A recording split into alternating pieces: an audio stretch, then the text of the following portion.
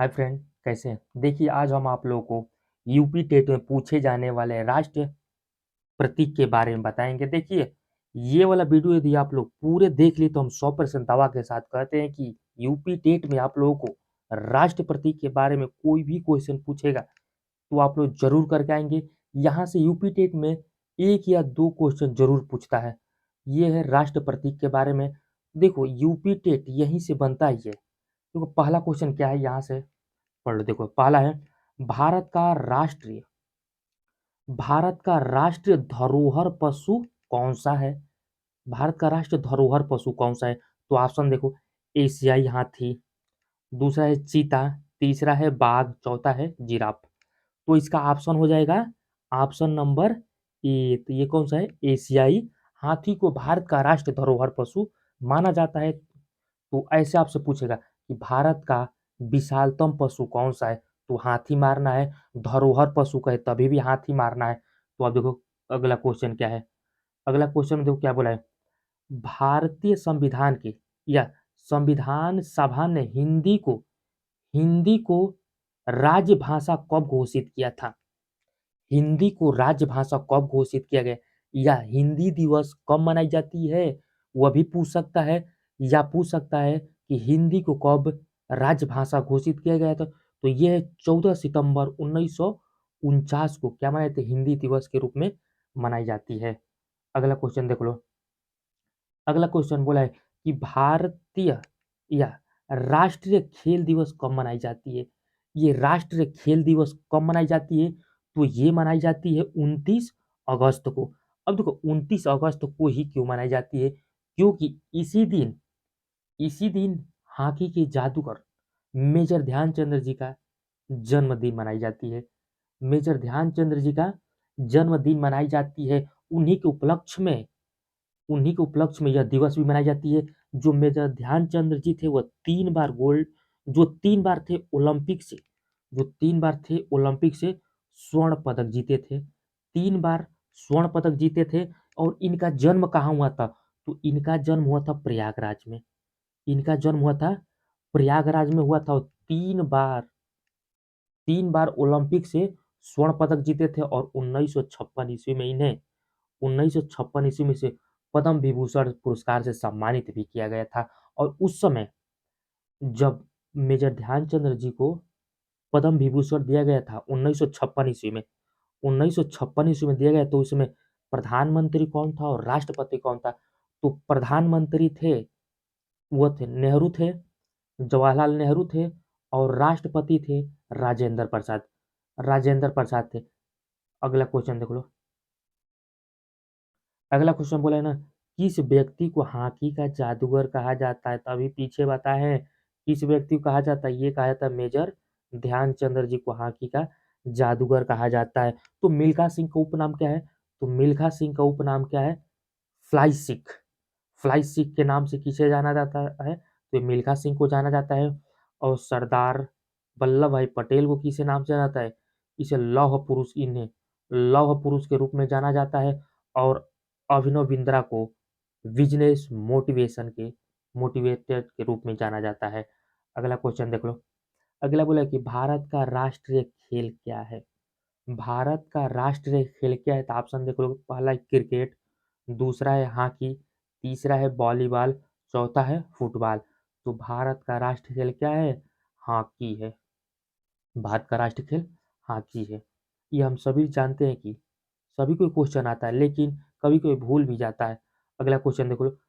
राष्ट्रीय फल राष्ट्रीय फल आम का वैज्ञानिक नाम। अब देखो, वैज्ञानिक नाम जरूर पूछता है।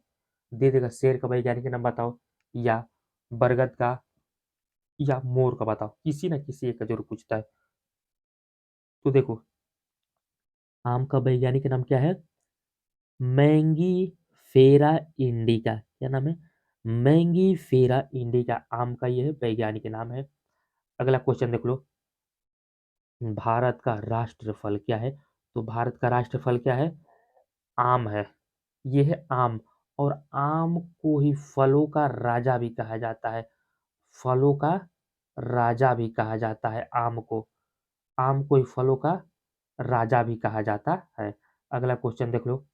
अगला क्वेश्चन क्या है? अगला क्वेश्चन बोला है कि भारत का राष्ट्रीय जलीय जीव क्या है?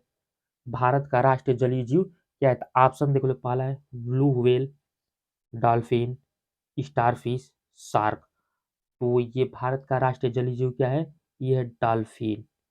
ये है डॉल्फिन। और देखो, डॉल्फिन को भारत सरकार ने कब इससे राष्ट्रीय जलीय जीव घोषित किया था? तो इसे घोषित किया था 2009 में। 2009 में जलीय जीव के रूप में इसे घोषित किया था। अब देखो, जो डॉल्फिन है इसको हमारे स्थानीय भाषा में इसे सूस कहा जाता है। सूस को ही डॉल्फिन कहा जाता है। सूस कहा जाता है। यह एक व्यवहारिक मछली है। यह बहुत ही व्यवहारिक पूर्वक रहती है। जैसा आप उसके साथ व्यवहार करोगे वैसा भी करती है। व्यवहारिक मछली भी कही जाती है। और इस समय सबसे ज़्यादा गंगे डॉल्फिन इस नदी में पाई जाती है। ये है हुगली नदी में सबसे ज़्यादा इस वक्त पाई जा रही है। इस वक्त कहाँ पे है? तो हुगली नदी। अब देखो, भारत की एकमात्र एक हुगली नदी ही एक ऐसी नदी है जिसमें ज्वार और भाटा आती है। और विश्व में दो नदी है जिसमें ज्वार और भाटा आती है। एक है इंग्लैंड में, इंग्लैंड की टेम्स नदी है। इंग्लैंड की कौन सी नदी है? टेम्स नदी है। और भारत की है हुगली नदी। इसी दो नदी में सिर्फ ज्वार और भाटा आते हैं, और इसके अलावा दुनिया में किसी भी नदी में ज्वार और भाटा नहीं आते। अब देख लो अगला क्वेश्चन क्या है। अगला क्वेश्चन है, भारत की राष्ट्रीय नदी कौन सी है? भारत की राष्ट्रीय नदी कौन सी है? तो ऑप्शन देख लो, गंगा नदी, ब्रह्मपुत्र नदी, नर्मदा नदी, सिंधु नदी। तो ये हो जाएगी गंगा नदी। तो किस सन में भारत सरकार ने इसे राष्ट्र नदी घोषित किया? तो इसे 2008 में घोषित किया था। इसे 2008 में घोषित किया था। और गंगा नदी की टोटल लंबाई कितनी है? 2525 किलोमीटर है। 2525 किलोमीटर। ये कितने राज्यों से होकर गुजरती है? 5 राज्य से होकर गुजरती है। यह 5 राज्य से होकर गुजरती है। और सबसे लंबी दूरी किस राज्य में ये गंगा नदी का है? सबसे लंबी तट किस राज्य में? तो ये है यूपी में। और सबसे कम कहाँ पे है? तो ये है झारखंड में। देखो, झारखंड में केवल 1 किलोमीटर है। वो अभी झारखंड का एक जिला है साहेबगंज। साहेबगंज में ही सिर्फ गंगा नदी 1 किलोमीटर प्रवेश करती है। अगला क्वेश्चन देख लो। अगला क्वेश्चन क्या बोला है? अगला क्वेश्चन, भारतीय रुपये का प्रतीक, ये भारतीय रुपये का प्रतीक का डिजाइन किसने किया था? डिजाइन किसने किए थे? ये किए थे उदय कुमार जी ने किए थे। अगला क्वेश्चन देख लो क्या है। अगला क्वेश्चन बोला है कि भारतीय राष्ट्र मुद्रा चिन्ह क्या है? भारतीय राष्ट्र रुपये का मुद्रा चिन्ह क्या है? तो ये रुपये का सिंबल है, ऐसा वाला है। ये सिंबल किसने बनाया था? उदय कुमार जी ने। अगला क्वेश्चन देख लो। अगला क्वेश्चन है, भारतीय राष्ट्रीय पशु बाघ का वैज्ञानिक नाम क्या है? बाघ का वैज्ञानिक नाम क्या है? पीछे पूछा था आम का वैज्ञानिक नाम, इस बार पूछ दिया बाघ का वैज्ञानिक नाम। तो बाघ का वैज्ञानिक नाम है पैंथेरा टिग्रिस। टिग्रिस है, पैंथेरा टिग्रिस है। यहाँ से ये हो गया। अगला क्वेश्चन देख लो। अगला क्वेश्चन है, भारत का राष्ट्र पशु क्या है? भारत का राष्ट्र पशु क्या है? तो अभी पीछे पड़ा है क्या है? बाघ है। इसे भारत सरकार ने कब घोषित किया था? 1900, कब के? तो 1973 ईस्वी में। ये बताओ, सबसे ज्यादा इस वक्त भारत में बाघ तो पाए जाते हैं, लेकिन किस राज्य में सबसे ज्यादा पाए जाते हैं? तो ये है एमपी में। मध्य प्रदेश में सबसे ज्यादा बाघ पाए जाते हैं। 527 के आसपास है, कुछ इसी के आसपास है। अगला देख लो क्वेश्चन क्या है। अगला क्वेश्चन है, भारत का राष्ट्रीय कैलेंडर शक संवत पर आधारित पहला राज्य, अरे पहला माह कौन सा है? पहला माह कौन सा है? तो देखो, पहला माह कौन सा है? तो ऑप्शन देख लो, फाल्गुन, वैशाख, चैत्र, माघ। तो इसका देखो, पहला माह पूछता है और अंतिम माह पूछता है। तो पहला माह है इसका चैत्र है। इसका पहला माह चैत्र और अंतिम में फाल्गुन है। अंतिम में फाल्गुन है। तो देखो, हमें पूछा है पहला माह कौन सा हो जाएगा? यहाँ से हो जाएगा चैत्र हो जाएगा। अगला क्वेश्चन देख लो क्या है। अगला क्वेश्चन देख लो क्या है। अगला क्वेश्चन बोला कि भारत का राष्ट्रीय पंचांग क्या है? तो ये है शक संवत है। कौन सी है? तो ये है शक संवत है। इसे भारत सरकार ने कब स्वीकार किया था? तो इसको किया था 22 मार्च 1957 ईस्वी को किया था। और देखो जो शक संवत इसका पहला महीना कौन सा है? पहला महीना चैत्र है और अंतिम महीना है फाल्गुन है। अंतिम महीना कौन सी है? फाल्गुन है। अब देखो इसका अगला क्वेश्चन क्या है? अगला क्वेश्चन बोला है ना, सत्यमेव जयते शब्द कहाँ से लिया गया है? जो सत्यमेव जयते शब्द है कहाँ से लिया गया है? तो ये लिया गया है मुंडकोप उपनिषद से। ये लिएगा मुंडकोप उपनिषद से लिया गया है। अगला क्वेश्चन देख लो। अगला क्वेश्चन बोला है ना कि भारत सरकार ने राष्ट्रीय चिन्ह को कब अपनाया है? भारत सरकार ने जो राष्ट्रीय चिन्ह है अशोक स्तंभ को कब अपनाया? ऑप्शन देख लो। 1 नवंबर 1956, 1 नवंबर 1956 है। दूसरा है 26 जनवरी 1950, तीसरा है 1 जनवरी 1947, चौथा है 8 सितंबर 1952। तो भारत सरकार ने अशोक स्तंभ को 1 जनवरी, नहीं देखो, भारत सरकार ने उसे 26 जनवरी, हाँ, 26 जनवरी 1950 को अपनाया था। और यह कहाँ से लिया गया है?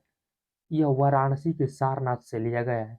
यह वाराणसी के सारनाथ से लिया गया। अगला क्वेश्चन देख लो। अगला क्वेश्चन देखो, बोला है सत्यमेव जयते, सत्यमेव जयते भारत का राष्ट्रीय चिन्ह कहाँ से लिया गया? तो अभी पीछे बताया ये लिया गया सारनाथ स्थित अशोक स्तंभ से लिया गया है। अगला क्वेश्चन देख लो। अगला क्वेश्चन बोला है भारत का राष्ट्रीय चिन्ह क्या है?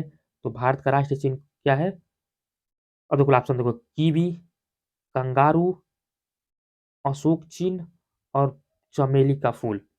अब देखो, अब यहाँ से बताओ कीवी किस देश का यह राष्ट्र पक्षी है? तो ये है किस, ये शायद ये है न्यूजीलैंड का, हाँ, ये है न्यूजीलैंड का है।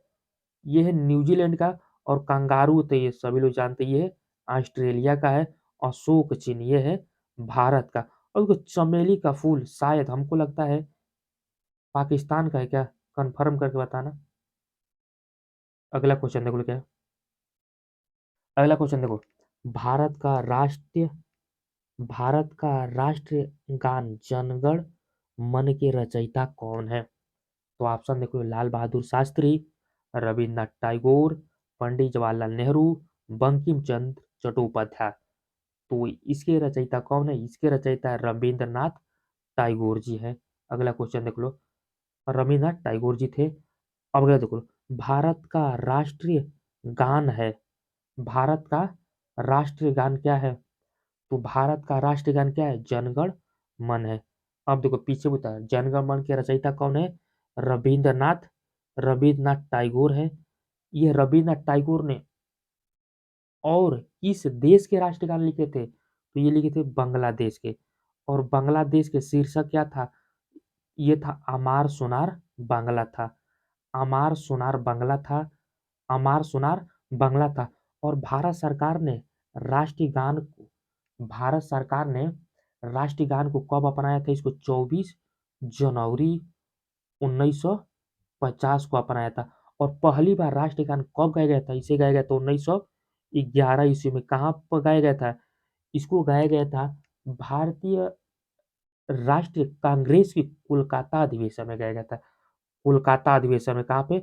कोलकाता अधिवेशन में गाया गया। तो यहाँ से क्वेश्चन पूछता है, देखो कई ठो क्वेश्चन यहाँ से उत्पन्न। देखो, भारत का राष्ट्रीय गान क्या है? तो जनगण मन। के रचयिता कौन है? रविन्द्रनाथ टैगोर। रविन्द्रनाथ टैगोर ने और किस देश के राष्ट्रीय गान लिखे हैं?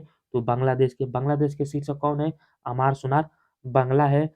और पहली बार राष्ट्रीय गान कब गाया गया? तो 1911 ईस्वी में। कहाँ पे गए थे? भारतीय राष्ट्रीय कांग्रेस के कोलकाता अधिवेशन में गाया गया था। और देखो राष्ट्रीय गान को, जो राष्ट्रीय गान है, इसको पहली बार राष्ट्रीय गान को पहली बार संगीतमय किसने गाया था? तो इसको गाया था कैप्टन राम सिंह ठाकुर ने। कैप्टन राम सिंह ठाकुर ने संगीतमय लय के रूप में किसने गाया था? राम सिंह ठाकुर ने। अब अगला क्वेश्चन देख लो। अगला क्वेश्चन बोला है कि भारत का राष्ट्र वृक्ष का वैज्ञानिक नाम क्या है? भारत का राष्ट्र वृक्ष का वैज्ञानिक नाम क्या है? सबसे पहले पूछा था मैं आम का वैज्ञानिक नाम, दूसरा बाघ का, और तीसरा बार पूछ दिया है किसका? वृक्ष जो है, भारत का राष्ट्र वृक्ष का वैज्ञानिक नाम क्या है? तो भारत का राष्ट्रीय वृक्ष का वैज्ञानिक नाम है मूसा, देखो क्या है, मूसा पैराडीसिकम है। क्या है? मूसा पैराडीसिकम है। अगला क्वेश्चन देख लो। अगला क्वेश्चन बोला है कि भारत का राष्ट्रीय वृक्ष कौन सा है?